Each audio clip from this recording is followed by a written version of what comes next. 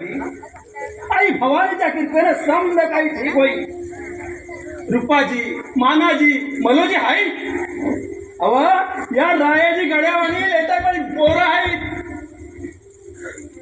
महासाहेबांनी दूध बालगू नये पड्याची चुकीन पेलू की आम्ही या सलसच्या पावलावर पाऊल ठेवत. कसा धीर धरावा रायाजी, तुम्हा साऱ्यांचे रामराजे पडले पोर उमरीचे. अव ते पोर उमरीचे असले म्हणून काय झालं. आपले युवराज आहेत की भर उंडीच्या उन्हाच्या छातावानी जागोजागी 40 स्वार गडकोटाला हत्यारबंदीने कडवी फौज आहे. पापणीला त्याल सोडून एवढी चिंता नका व्हायला महाराणीला.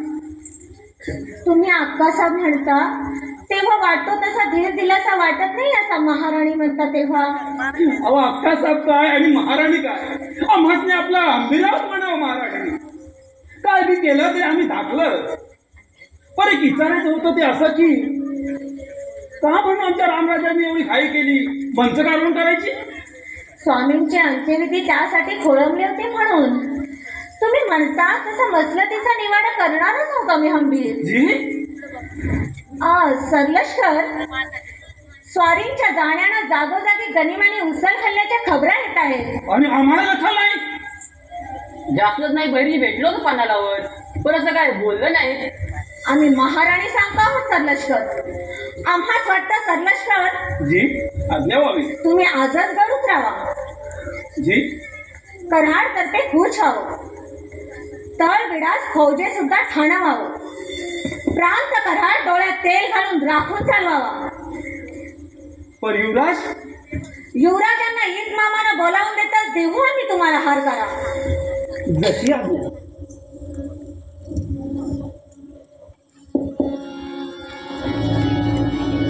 थांबा.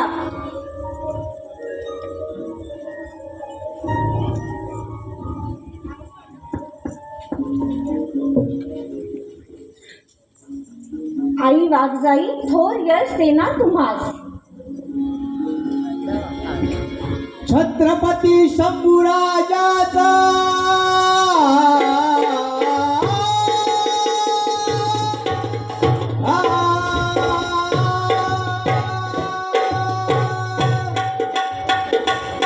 छत्रपती शंभूराजाचा झुंजारुताचा छावा शिवमाता पराभव ठाव नव्हतं त्याला. पराभव ठाव नव्हतं पराभव ठाव नव्हतं त्याला.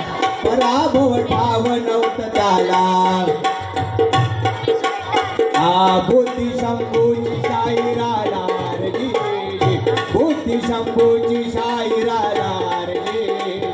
बुद्धी शंभूची